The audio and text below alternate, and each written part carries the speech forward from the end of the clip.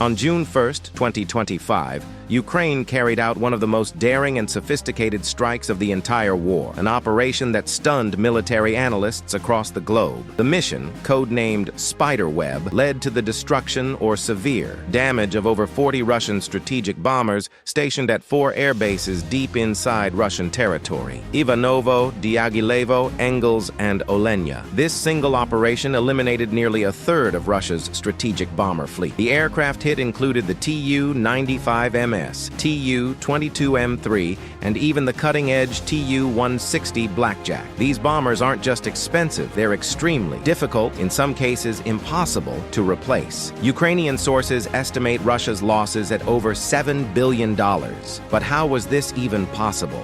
The plan took more than a year and a half to prepare. It was orchestrated by Ukraine's SBU, the country's security service, under the leadership of Vasyl Maliuk. Remarkably, the planning wasn't done from Kyiv or a NATO bunker. It was done inside Russia, reportedly near a local FSB headquarters. The execution was both brilliant and unorthodox. Drones were smuggled into Russia inside wooden structures disguised as houses, transported on ordinary trucks. These vehicles were parked near the targeted air bases.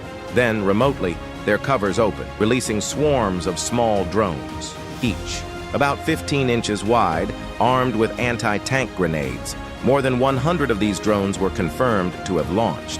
However, intelligence sources believe the real number was closer to 300 or even 400.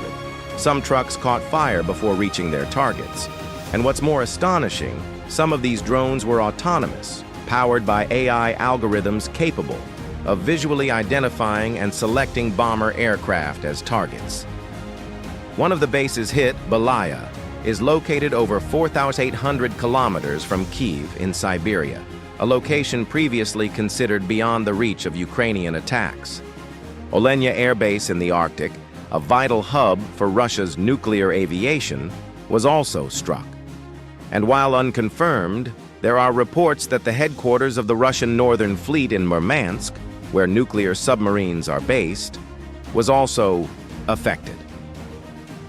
Russian analysts have called June 1st the saddest day in the history of Russia's long-range aviation. One military-focused channel even described it as a complete collapse of Russia's internal defense system. The attack exposed a critical flaw. Most Russian air bases still lack hardened aircraft shelters.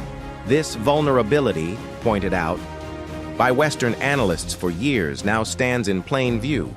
Strategically, the operation was a masterstroke. Ukraine didn't just go after missiles, the arrows. It went after the archers, the bombers themselves.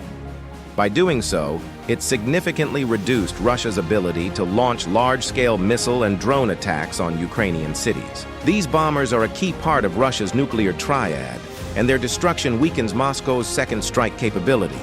And yet, even amid this military blow, diplomats from both countries met in Istanbul for peace negotiations.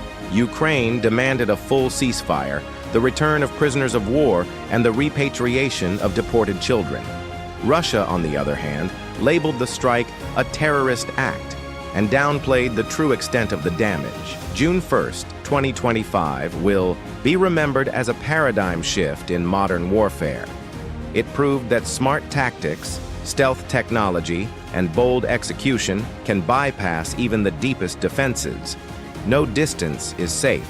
No target is untouchable. If you found this breakdown insightful, hit the like button, subscribe to the channel, and turn on notifications so you don't miss our next military analysis.